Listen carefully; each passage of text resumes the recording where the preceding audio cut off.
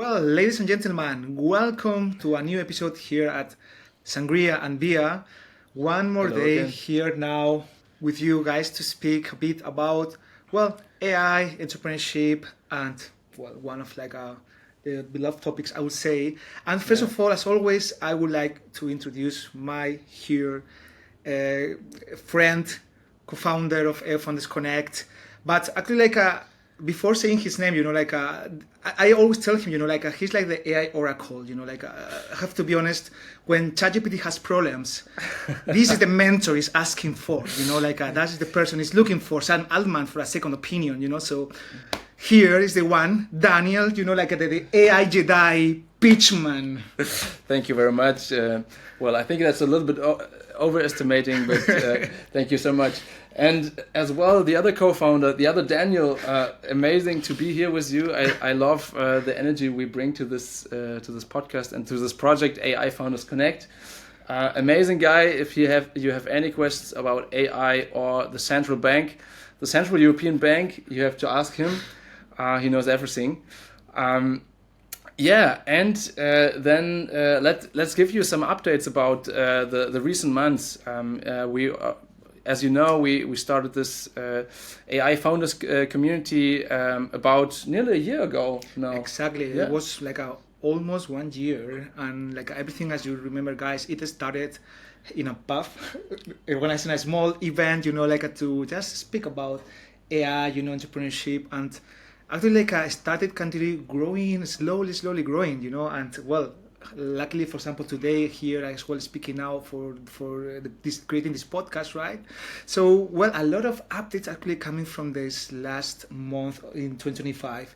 So, first of all, we had this year the event from founders and investors, Yeah. right? We had a dinner format, Exactly. which was pretty interesting. We had around 30 people, investors, and selected startups. We brought them together in a nice nice Apfelweinkneipe. We have this tradition here in Frankfurt in Hessen to drink apple wine, and that's why we met there. We had a lovely evening, a great dinner, and really deep connections. I heard a lot of people who actually started working together afterwards. So they met in our dinner format and later joined common projects. That was amazing to hear. Actually, it was really nice, to be honest. Actually, that's what we were trying to understand. How can we do it from the beginning? How to create these connections, and somehow it worked. And now let's see, what is coming later. But not only that, as well, we had one event, for example, as well in Wiesbaden, which the one with Google was as well a great experience. Yeah. That was amazing. We had the great support from Cybert Group and from Google. Yes. So thank you, Paul, by the way. Yeah, thank you very much for that. It was great to have the opportunity to use your amazing space at Cybert and have the experts from Google. Yeah, as well. So it was great again. We had a lot of people coming from Frankfurt actually as well over to Wiesbaden, and we had a nice pitch round, some keynotes. That the pitch round was nice, man. Actually, something I really like, and maybe guys, you can give us some comments, for example, what you think about this kind of pitch, for example, or elevator pitch that we did, because we saw, some people as well as just stepping on the stage for first time and nervous, but somehow they managed to do it, and it worked perfectly for them, and I'm really happy about, what they can somehow achieve already with this experience. Yeah. It's so much about going the first step and starting out. Yes. And then figuring out the rest on the way, right? Exactly. And then, after that as well, now we have the podcast, for example, that we started as well to have one more channel, guys, to just give you some updates, what we are doing, and as well, connecting with interesting people, it's, I think we thought was the place, as well, that we can have this kind of really conversations. And not only that, as well, the AI-Founders AI-Founders Connect family is growing. So now at the moment we are Eight people in the team. Excellent. 8 people in the team, a really great people. Actually, I don't know, it's a pleasure working with them, guys, when you see the podcast, it's lovely, to have you all really there and working and continue amazing team building. Exactly. So this is actually what we did this last month, and actually what is coming as well is I think beautiful. So we're organizing again, the next events now in March we took a small pause, but now for the next months already planning, Yeah, working on what yeah. is coming. And I actually think we should keep that till the end to yes, trigger it. yeah, Let's dive into today, right? exactly, We exactly. have a lovely guest today, Mario Truss. We met at Zybert actually when you were working there as well, and it's so great to have you here. And I know that you're really an expert in the AI and data space as well, working for Adobe, and it's I'm so happy to have you here today. Nice. Hi, hi. I'm Mario, as you said. Nice to be here. Actually, also started a podcast, so that's cool that we're kind of both in the junior phase of this. So yeah, cool. I'm happy to be here. Yes, and well, Mario, first of all, as well, congratulations. Now we were actually reading, for example, what that you are studying as a lecturer, right? There in the International School of Management. Yeah, yeah, exactly. Lecturer, exactly. Yeah, yeah, just started. Thank you very much. Yeah. Amazing, yeah. Nice, nice. Congrats. Exactly, exactly. What are you gonna be doing there, specifically? So it's a course. The name is pretty clunky. It's called ECRM and Client Databases. But basically, it's CRM management and like data management and analytics. So, what can you store about clients or customers, and how do you work with the data? What can you find out? Yeah, to make the experience better, but also to ensure that it's the right clients for your business, kind of. Yeah. That's great. Okay, that's really. I think a lot of people as well really need as well to, for example, I would say really train these skills, right? So perfect. Happy to hear that. And well, Mario, actually, I was speaking with Daniel already, about all what you did. Great names as well. When you I hear Stanford, for example, University, as well companies, Adobe, Siemens, big ones. But actually, I wanted to ask you, or I was thinking with Daniel, let's hear about what brought Mario into the AI field. Where does it come from? Because we each one, I think we have a different story. I was really Yeah. curious about yours. Yeah, it's to be honest, it's kind of like a surprise. I actually said that today to a friend. Sometimes my life looks a little bit like an accident. So from the outside, you're thinking like, what's happening there? But a lot of stuff just like happened somehow, especially at Zybert, because there I first got the connect to data and to analytics. Before that, I never had any real touch points with it. Also, never thought I would do something with that. And through that, then at Zybert, they started with the Google business, and I also wrote my bachelor thesis, and then sort of like the profile got sort of together, with like talking about analytics with people. I wrote my bachelor thesis about like AI, and I used Google services for that.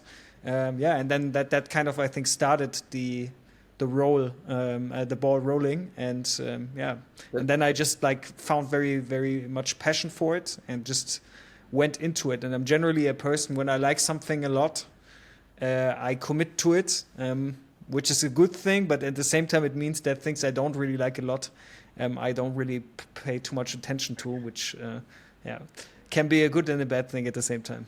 But that's how I ended up there, sort of. Yeah. Like everything in life, basically, right? Can get framed at a good or a bad thing. But Yes. I really love your story, because I think that like this spontaneous, momentum driven, that's how life actually goes, and that's the best stories in the end. 100%. Yeah. Yeah. Agree. Yes, actually, guys, you both are kind of here the AI experts. Always when I speak, for example, about as well expert in I always say well, Daniel is the guy. Always, for example, I would say Daniel is the guy. And I was the other day, for example, I was speaking.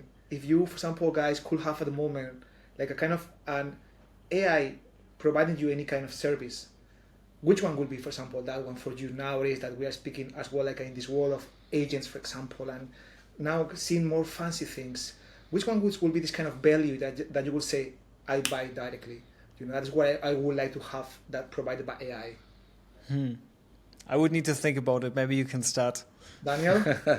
Yeah, I think that's a huge question. I'll think a bit in my head as well, because for me it keeps changing actually, because the AI space is running so fast that I do that nearly full time. I sometimes cannot follow with all the development. So I think the agents already are a huge step for me, from having the recent years having LLMs as chatbots, as guidance givers actually, but now having systems which actually can solve tasks for you. And we have, like, for example, the development with NHN, which is huge value driver by automating tasks not only on flow basis but on agent systems. So for me that is already is a huge value. I'm happy to pay for, because it's bringing so much value on the table. But on the other hand, I'm sure that in a month from now I will think differently, because the space develops so fast that I will have a total different perception on what I need then. I'm not sure, Mari, what do you think about it? Yeah, I mean, I think it's also hard to say. I was still thinking in between, like, whether I would pay for someone else, because I'm actually, like, most of the stuff I use is actually free, luckily.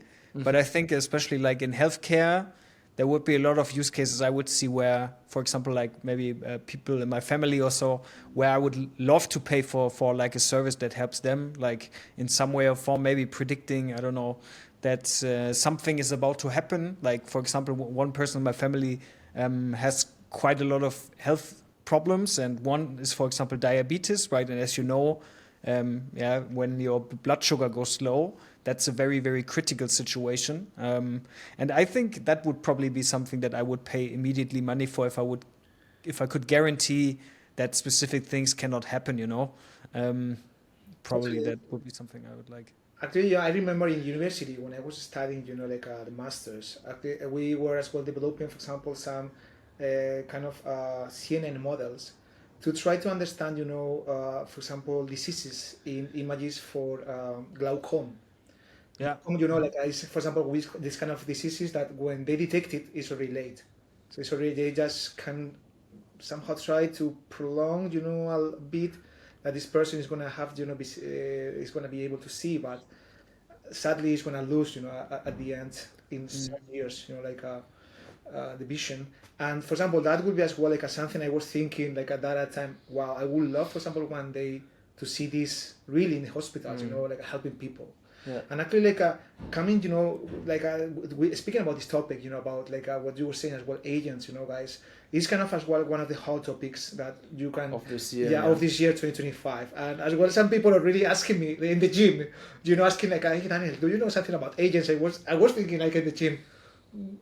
It's not this conversation I expected to have, when I was doing the bench press, but it came, and what do you think, guys, about like AI agents in our society? How do you see, or can you like maybe forecast from now into the next 5 years, for example, like don't go that far, but maybe in the next 3 years, for example, like AI agents in our society? Maybe Mario, you can start this time. I mean, I think they're already in our society. Like last week, we wrote exam in my university, and actually for preparing for that exam, right, you were also using like deep research functionality and stuff like this, right? And this already kind of has tools to find specific stuff, right? So I think we even already have it maybe today, but I just think it will become more and more present and more obvious, because most people don't even understand it's an agent that's doing this. They just know the name ChatGPT for it, right? But I think that's like probably what happens already, and I just think it will get more and more like omnipresent. Like, for example, I do some music as well, and I connect with some producers also, and some of them they're very good at marketing, for example. And one guy in particular, he uses a lot of AI to create like visuals for videos, for music, stuff like this. And he, for example, that was the first time I saw it, but he uploaded the video, and he also has a format where he's like doing educational stuff, right? So like we are trying to do, but it was not him speaking in this video. It was absolutely everything that was you saw in the video was created via a AI or a agentic pipeline. So he just gave a topic. Yeah, then everything else was done. The research was done by some LLMs. Then there was a model trained with his face and his voice that's speaking now. And then even like, it just came together, and the whole video was basically AI generated. And I think, I mean, in this video, you still saw it. He didn't look healthy in the video, you could say, but I'm pretty sure in 2 years or something like that, you will not notice it. And that's interesting, but also a very scary thing, right? Because I don't know if you remember, but there was this.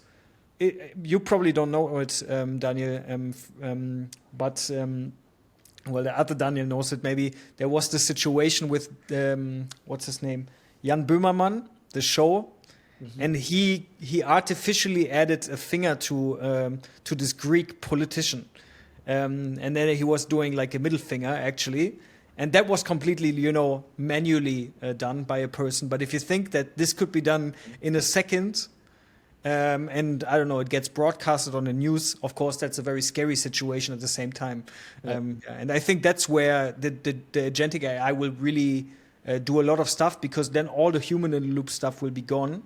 And it's a recipe for cool videos and cool content, but also scary stuff, I think. Yeah. Maybe you just said like now you realize that it's not a real video because the person didn't look healthy in the video. Maybe in 2 years from now you realize that the video is real when the person looks unhealthy. So that's true. Yeah, true. Funny change in that perspective. Well, yeah, that's true. By the way, now that you say that you are doing music, I will speak with you as well, because as well I play some music. We have to speak about how maybe as well one other day how AI can support or can be integrated in music, because as well I saw a couple of things that are pretty cool. Yeah, for sure, 100%. Yeah. I came down to the thoughts because as well, for example, like Martin is the guy that owns like the video studio that is supporting us. As well, he started to use some AI for video. Yeah. And that's crazy. Really how AI, as you said before, is now really getting into the life. It's not anymore. I don't know, something fancy. No, they are starting to use it. As a common tool. Yeah. That's really crazy. And guys, as well, one of more of the topics we were like this year, maybe like as well, reading everywhere, right? This is like about Europe and, for example, the EU AI champion, for example, that they are trying to support here, like in Europe, with investment for the development of AI in our continent, but as well, like you can hear about, for example, how United States is supporting as well, creating this Stargate project, investing a lot of billions of money, all trying, to be in this competition. But from your perspective, guys, can, for example, like a Euro really fight against United States or China? Because these are now the big players, I would say, from my perspective. Yeah. That's a super interesting topic. Maybe first let's say how in the numbers. So the InvestAI program from the European Union is about 200 billion euros. That's true. Yeah. While the Stargate program of the United States is about 500 billion US dollars. So so it's close by the half of what the European Union is investing, well, that's a huge number. That's a huge number, but still, currently, I'd say we see that nearly all of the big AI players come from the United States or from China with DeepSeek, and I personally expect that to continue. However, we have some interesting players here as well, like Mistral AI from Paris. but this investment needs to, I think, needs time to bring the value while everything is set up, while new companies start. We have about 20 billion fund for startups, which is super interesting for AI startups. I'm really excited to see what that's what impact that's gonna have. Yeah, Mari, what do you think? So, like, I mean, I think it's a very good idea to invest money, obviously. Actually, also there was when there was a review that I did with another professor. That was the one that you mentioned, the from Stanford, the situation, and we reviewed a lot of human-centered AI implementation approaches. And when you look at, so we reviewed basically every paper that was created in the last like 5 years. And you can definitely see that most of it comes from the US or from China, but mainly from the US. And I think, especially when you talk about this all making it aligned with Europe values, I think there's technically a lot of potential. I'm not even sure whether we really have to create our own model, but maybe just the adaptation of it. But that's just my opinion. And with regards to the champion program, my problem a little bit is with this that I'm not really sure if it's the fixing the problem, because I'm not sure if money really is the problem, you know. Because like if you look at Germany, for example, or Munich, right, and so on, it's not like it's impossible to start a startup in Europe, right? And you often see then on LinkedIn also people saying, yeah, the bureaucracy, and that's the reason why we're not innovative. But I mean, I cannot really believe that this is the root cause of why we don't create startups in Europe, to be honest, the money or the regulation part. Because I never heard from any startup that said they didn't start or they couldn't finish their process of starting a company because of regulations or because they didn't have money for it. So, yeah, I think it's good to support ideas, but I think we should also still look at what other things might be preventing people in Germany or in Europe from starting startups, right? Is it the feeling of safetyness that you're leaving, right? Because I think also the way people get taught in the US about entrepreneurship and stuff like this is just different than in Germany, especially that I can speak of, right? You see a lot of risk in that, for example, whereas in the US you don't. And yeah, I hope that at least we fix these types of issues as well, and not just like think that throwing money on the problem will fix everything magically. Yeah. Yeah. That is interesting, because like as well a couple of times, speaking with other colleagues, from the field, we were speaking for sure, about like the mentality has to change. If you would like, really to somehow develop something that does not exist, for sure you have to risk, right? You have to, you cannot somehow like a step on a safe place or safe area. And that's maybe a problem here, like in our society. I would say I speak about Europe. For example, I was as well in England for a while, and there I saw that maybe they were more open for risk or to risk. Maybe not like in United States, but anyway, it was a bit somehow like a difference with the mentality here.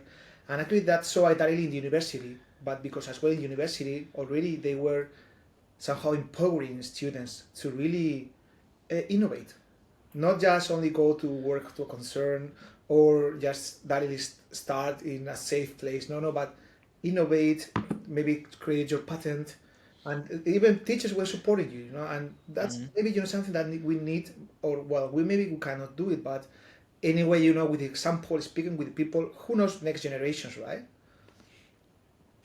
Yeah. I think at least.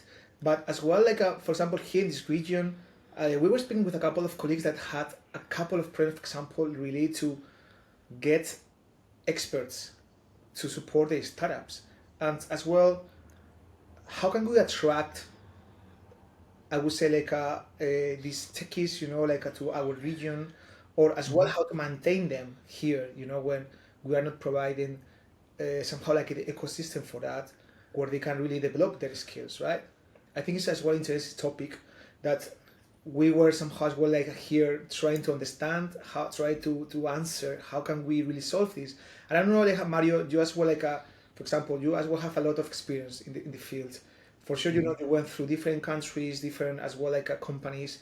And what, for example, like is from your perspective or could be support or somehow helpful for as well like a next generation, for example, of as well professionals or experts, interested in this field, to stay here in our region and not maybe has just to move to other country or to other areas other because they cannot find here. What, from your perspective, what will be, for example, kind of the key to to change?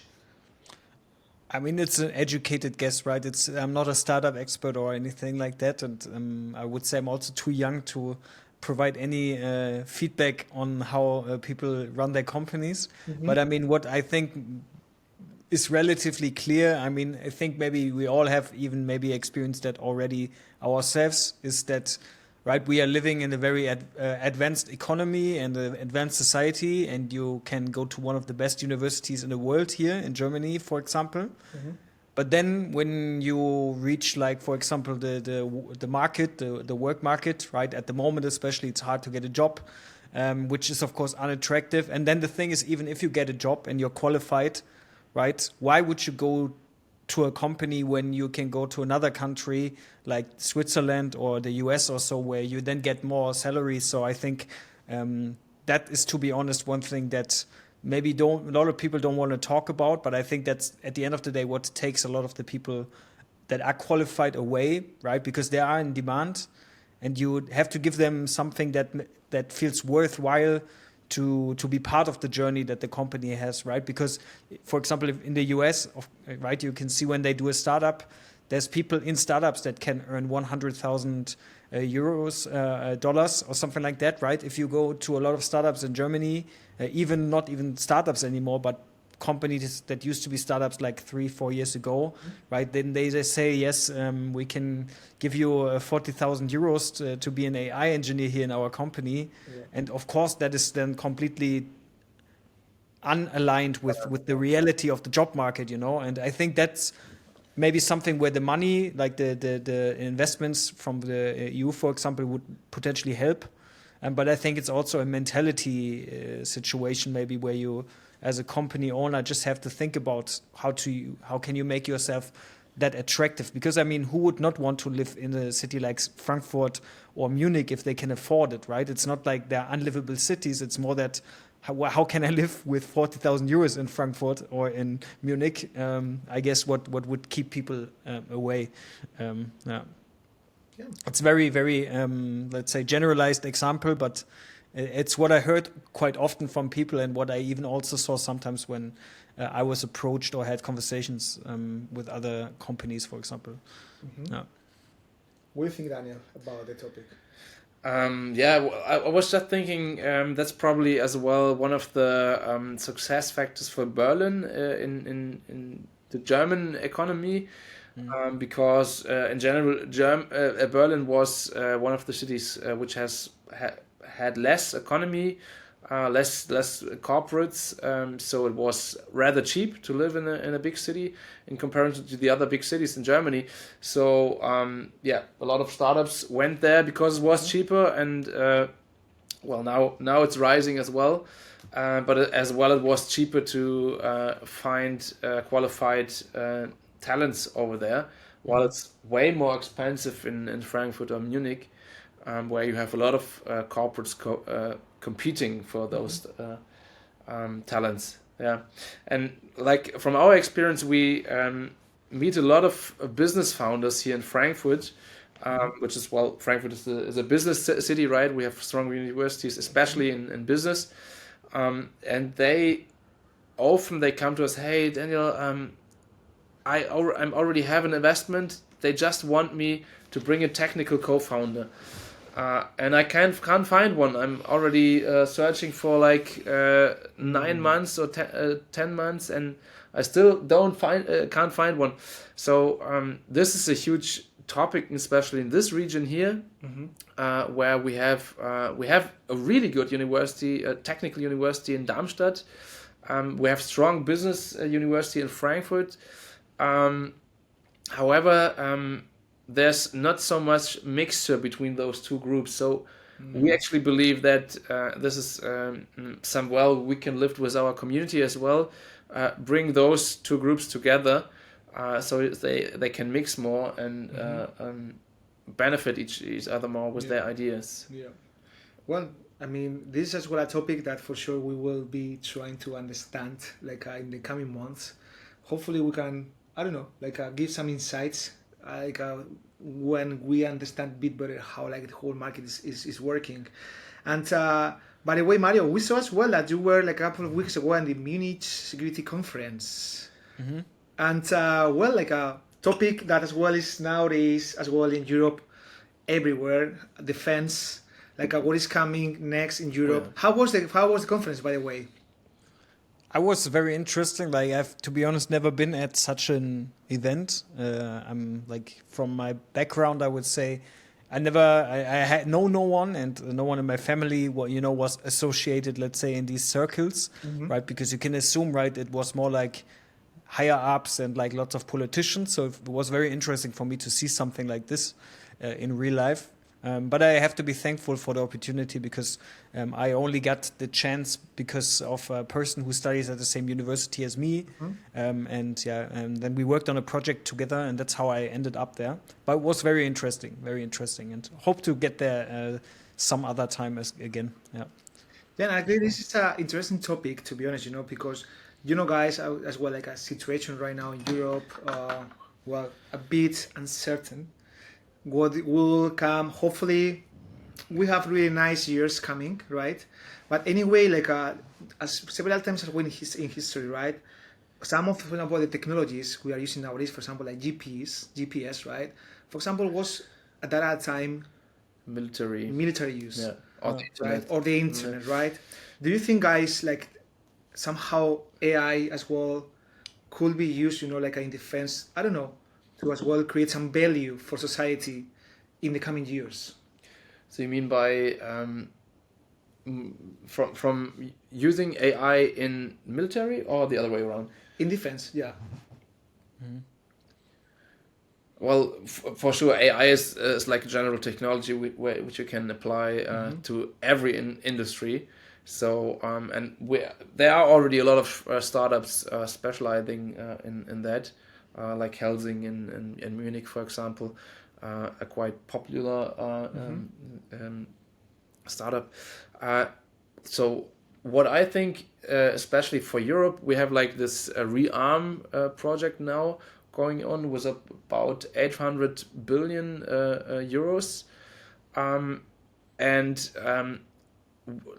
I was investigating a bit, and I found out that actually the areas intelligence, surveillance, and reconnaissance are topics where the European Union is rather defenseless, you could say. Is specialized airplanes which check out the area and observe and stuff like that. A lot of the European countries just have one plane or less or none, and this was basically in the recent years. All this stuff was coming from the United States. So this is, I think, from my opinion, a huge area which could be possible to be entered from European startups as well. And data in general is super. AI can super good work with data, so I think that's a good combination, using this rather young technology of AI on this data topic in the defense space. Yeah. Actually, sometimes I already thinking about when I, for example, do some analysis, right, for clients or something like that. I'm always thinking, I feel a little bit like I'm part of CSI Miami or something like that at the same time, because it feels it's also kind of forensic work in a way, right? But instead of dealing with criminals, you're dealing with client data in that case. But the way that you look at the data is pretty similar actually to this. And multiple times already thought about whether I would want to maybe somehow, let's say, use my capabilities in some way or form, either military or maybe for the police or something like that. And I think there's lots of things that they are already doing also. Like there's, for example, what are they called? I think BWI. It's like the IT service provider of the Bundeswehr, for example. They do a lot of stuff that I sometimes see because I know one person who was there.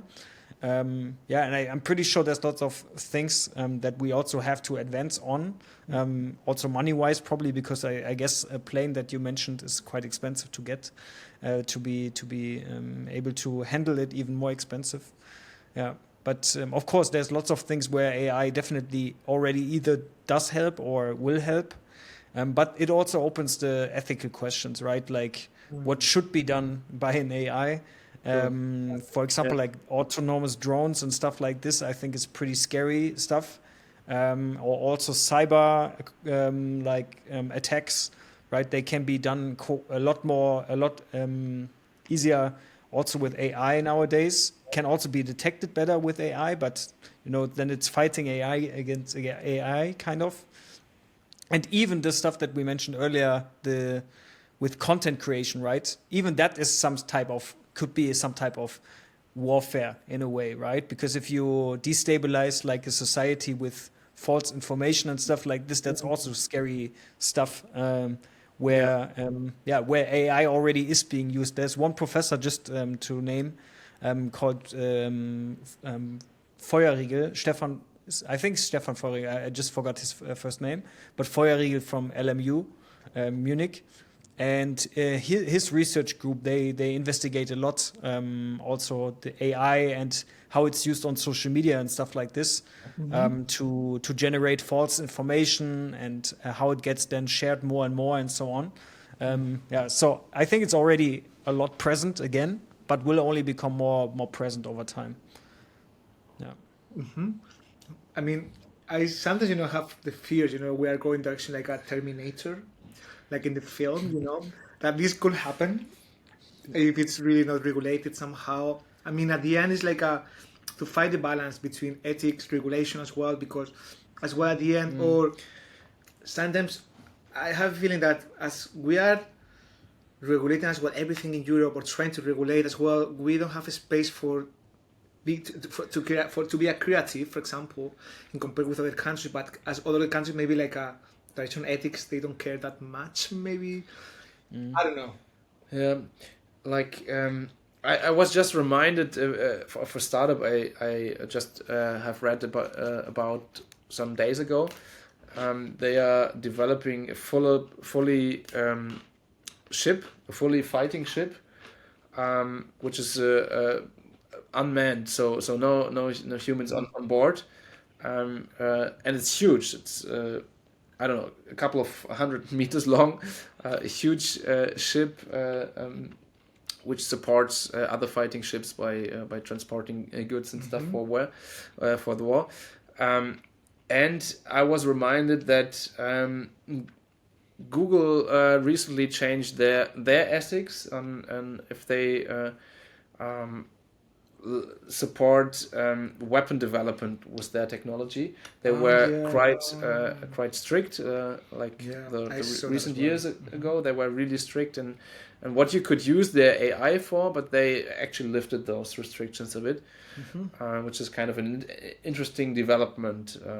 And the interesting thing is that a lot of like actually people there as well, like somehow supporting the more nowadays investment as well into defense in Europe. And we're not speaking about as well.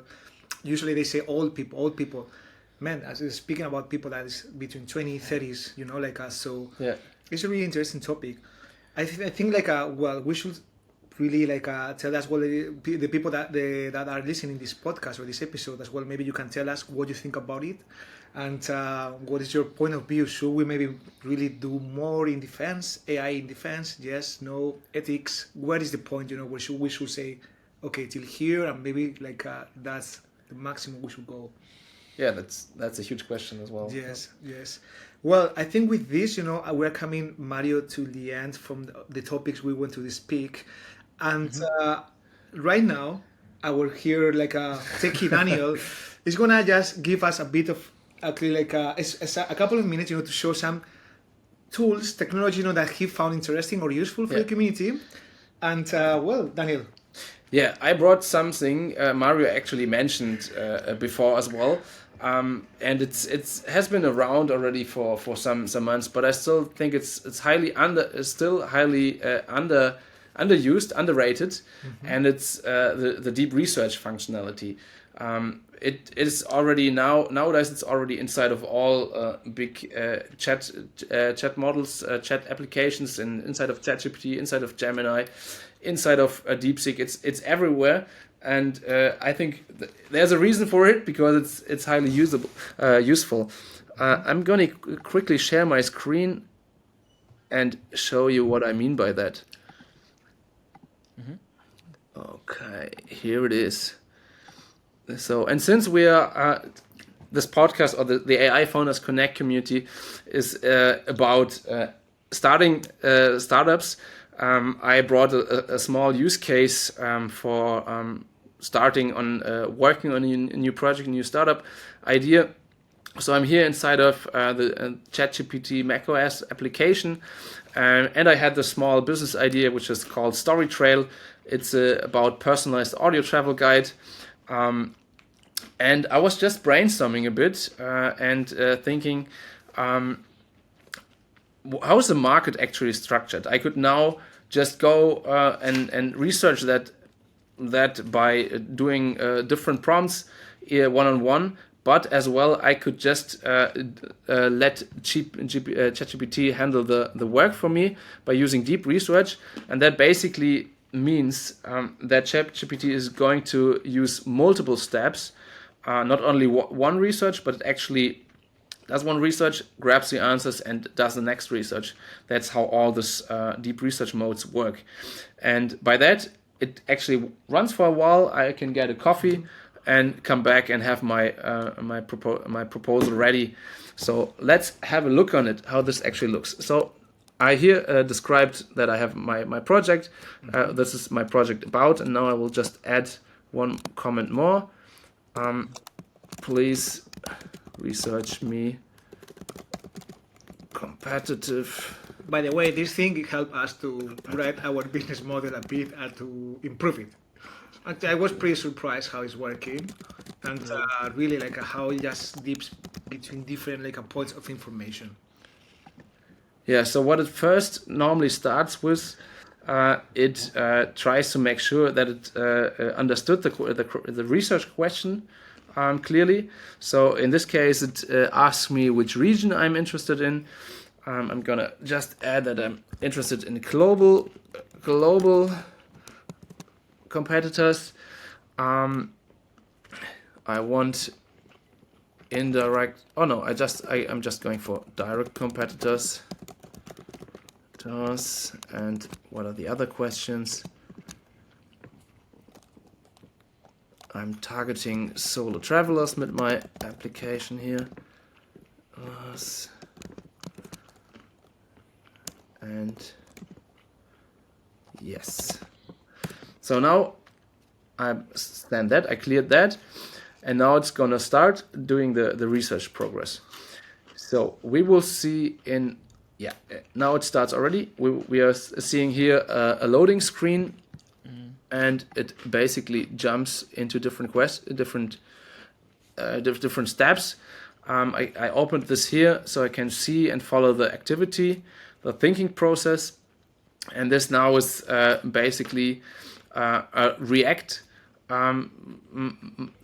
thought process. So it's a reason and acting process. That normally means reason is thinking first. So the model thinks, or the agent, in this case it's an agent already, the agent starts to think, hey, what is actually the target I have to do? And then it acts by doing some research.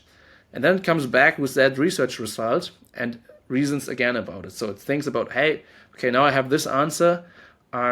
What does it mean? Is there some question still open? So if so, it acts again and starts another search. So this is basically a process which normally takes takes about 10, 15 minutes maybe, sometimes 5. And then you can as well see out the sources over here when it grabs some, like in Perplexity AI, for example. But I think the process, like the idea behind it, is pretty crazy. I'm very curious, like not just like what you just did, but how it will change. How startups might evolve, right? But I think one of the biggest problems a lot of times is that you might not have product market fit, for example, right, for an idea. And I think this will at least help you to maybe get a better feeling of whether your idea is really a good idea or not a good idea. I hope it will not further decrease the engagement in the startup community in Germany, because then no one wants to become a startup founder anymore because they think there are no ideas left anymore. So I hope it will rather make people maybe, get a bit more creative about the ideas. Because I don't know how you experience it, but that's also I think a problem. I mean, it exists, I'm pretty sure, in the US as well. But oftentimes, right, when you think about a product idea, or I think everyone in the world probably has a product idea, but the question is it really worth doing it, right? Is it a valuable product idea or not? And I'm curious about like how AI will also support this process, because again, the same professor from LMU, I know that he also worked, I think this year or last year, he published a paper where they used, what's the name? Some website where you can see startups who started something like AngelList, but it's not AngelList, it's something different. And they basically built a prediction model where they trained based on previous listings on that page, which startups got funding and which startups didn't get funding based on the description and what type of co-founders and so on they had. And they actually were able to train a model which had quite a good accuracy and precision in predicting then later down the line, which startups got funding and which didn't get funding. So yeah, I'm very curious what will happen over time there. Yeah. That's a huge question you raised there, like how it actually impacts the mindset of the people, especially here in Europe. I know a lot of people who actually came with an idea and that later on just stopped because they found out that there was a similar solution already. However, they did not just iterate and thought and changed, maybe did a pivot. They just stopped. And I think that's a huge mindset thing you were just saying, because in the end, this research mode, it just makes research faster and easier. So you could have done that before using ChatGPT by just doing it manually, but it just takes more time. So in the end, it's just a tool like a calculator. You could do the math by yourself, but now you can do it faster. But yeah, it's an interesting question how that changes the mindset of the people. Yeah, no, and actually, I mean, for example, here, the thing sometimes well with ChatGPT, you have to make the properly questions, as True. well, and use the properly words that they understand specifically what you want to get. And well, like the agent is actually using the words that the ChatGPT understands, right? Yeah. So I really believe the precision is pretty high. The other day we were using it as well, like for one of our use cases, and I was pretty. To be honest, it was astonishing. I mean, for me, like I thought, wow, really, like I didn't expect to have such I would say like a bright answer. I was expecting a couple of lines and maybe a small table, but no, actually it was a lot of information that gathered from the whole internet. And that is really something I can recommend you as well, guys. For whatever project you have or whatever as well, I don't know, hypothesis that you have, maybe you would like to answer when you are as well developing your idea or your project. Maybe use it, give it a try, and see, for example, if as well like maybe this is as well like a deny your hypothesis or not. Yeah. Do you know I don't know what is the official name for it, but it's called, I think, the pyramid of evidence.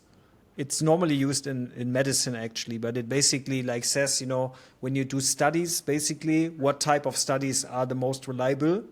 And we always, also in university and so on, right? We always get taught to do all the studies ourselves to get our primary data and everything like this, right? But at least in this evidence pyramid, they actually say that meta studies, meaning you study what already was studied, actually has a higher generalizability and reliability, right? So which actually supports what you just said, right? That a lot of answers probably could be already answered by just looking up what already has been done in terms of tests. Doesn't mean that at the end of the day it will work for you, right? But it probably is more telling than hoping that asking two people or something like that will give you a valid answer to the question. So Yeah, I think from my experience, the sweet spot is doing both. Like in university, you always learn the quantitative analysis and getting a lot of data. As a founder, that's sometimes not that easy, and especially with limited resources, I think you should directly as well start talking to potential customers, which is quantitative, and you cannot really scale it a lot, but you get deeper insights often, and then you can use AI tools for doing more of the quantitative research. I think that this could be a good recommendation I could give. Yeah. Well, look at that. It's like now checking the highlighted thread, so you can see there like the whole process, right? All the resources on. Yeah, I can basically look at that. Scroll through all the steps it's doing, so you can. That's all the React process, right? It's the acting part is the reading, and then the reasoning part is this step, and then it does. Just one question: did you open something? Because on the sharing screen you only see ChatGPT itself. Oh yeah, I opened something. I was thinking you saw it. Then let's just try this again. Maybe you were sharing the window. Yeah. Do it like this. Okay, let's see. Now you see the small window No, here? I don't see it. You don't see it? No. It doesn't. Technique doesn't want us to work today. Maybe entire screen. Yes. Yes. Try again. Yes, I see it now. Now, perfect. So let's just repeat that. So here you see the acting part, the reading of the top 8 tools, that's a website, and there's the reasoning step down here. And then it's basically, if I scroll through this is basically all the time reason and acting. So it just does that multiple steps. I don't know how many steps they are, but seems like 30 or something, or even more. But it does that and repeats it for every source it finds, and then it goes to the next. So it basically does one step and then thinks and then decides the next step. That's a typical agent behavior, and as well doing that gives us this really concrete report in the end. Yeah. It's actually the first time I see a deep research result of GPT. I only use Gemini normally for it, so I'm curious because it takes significantly longer than what I'm used to. But maybe it's significantly better. So let's see. So I've been using both tools. I've been using Gemini as well, and from my experience, the Gemini reports are really long. So the result they give me are really long. I still need a couple of minutes to read them through. But I get them way faster. But for me, sometimes I don't want so long reports, and that's what, for me, ChatGPT makes it a little bit easier because I can play more with the size of the report from my feeling. Yeah. Have you, Mario? Have you tried getting a short report from Gemini? No, maybe I tried, but I didn't get it. Let's say it like that. Okay. But I just thought it's the normal length of a deep research report. I also felt like maybe they could have done it a bit shorter sometimes. But I normally just scan them through the text and just search for the stuff that's interesting and the tables I like. Yeah, but Yeah. I would see comparisons soon. So Yeah, do that. I sometimes just do both, and then Yeah. I read the first one while the other one is still loading or something. yeah. Yeah, but it's true that the ChatGPT one does takes more time. That's correct for sure. But is this now ChatGPT Plus or is it the normal one? That's the plus one, and still keep in mind when you guys try this out, you just have a limited number of deep research modes per month. So I think I'm not sure, maybe it's 20 or something. So after a while, it just tells you that you have to wait a couple of days, a couple of weeks. Yeah, but then if you have Gemini, on the other hand, I think in Gemini I haven't received the a message that I couldn't do it anymore. But it exists. It exists. It But exists. maybe you have the premium version. I'm not sure. But I think I had 10. Okay, But I don't know in which time range. That is the thing. yeah, probably it's a month as well. I would guess. Yeah. Then maybe use both and use the one when the other one is limited. So then it is just now like continue like going through the whole process and searching one, and then like you said, it's like all information it gets is just analysis. Yeah, after all those reasoning steps, in the end, it Okay. summarizes all the Because it results. says focusing on visuals. It's as well like it's only not only That's- the text but as well pictures or Is a good question. I haven't seen this before, so maybe it's a new functionality, okay. or it actually uses images as well. Seems like it's pulling some image data as well in it. Pretty cool. Yeah. For what did you use it, Mario? You said like or you mentioned this before. What do you mean? The Gemini I used? Or? Well, you said that you use as well before. You mentioned it like in the university, I think, or that you were using as well like as this deep research. So the last time I used it was when after my exam, I was not 100% sure how to answer something. And because in my opinion, there were multiple right answers. And I actually argued with it, like if my point that I have is valid or not. And I actually then to find information about the topic, I used it actually to see like if there's data around that would support my point or not. So yeah, for that one I used it as my personal, let's say, public discussion mentor. Yes. That's interesting because last time as well we were speaking with as well like our guest and was telling us, for example, how does he looks the future of agents, and he said, for example, like he says that in the future agents are going to, for example, like as well mentors are going to continue existing, right?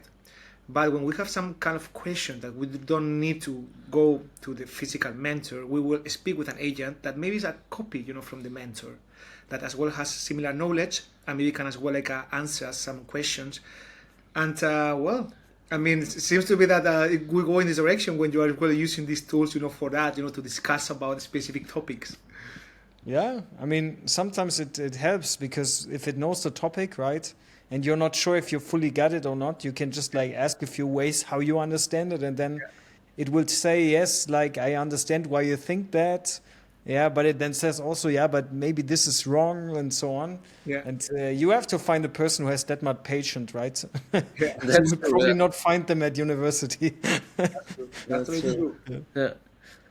So guys, here we have the result of our small market research, and they actually structured it similar to the one from Gemini as well, giving us different competitors it finds, and then creates us a table, a nice table. And actually this one seems to be longer than I had it in my memory.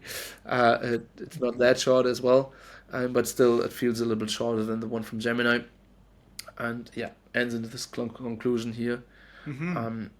So yeah, and this basically runs as well if when you leave it, so you can just leave it running, go away.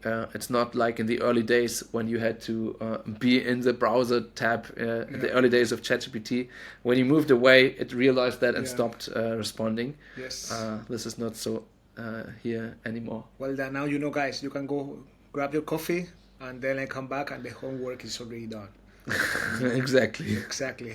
Great, man. Okay, this is really nice. That's really nice. I hope, that the people, they can use it, and as well, maybe research a bit about their topics, their ideas.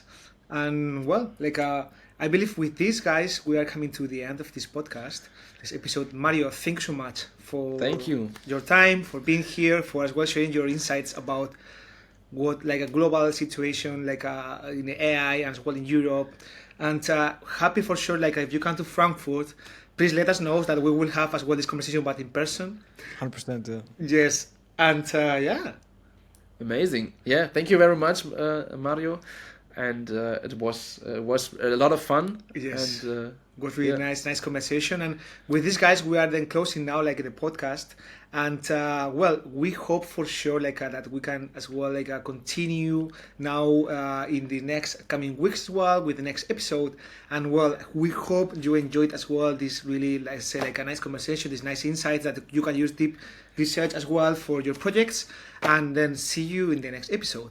bye-bye. Perfect. Take care. Thank you.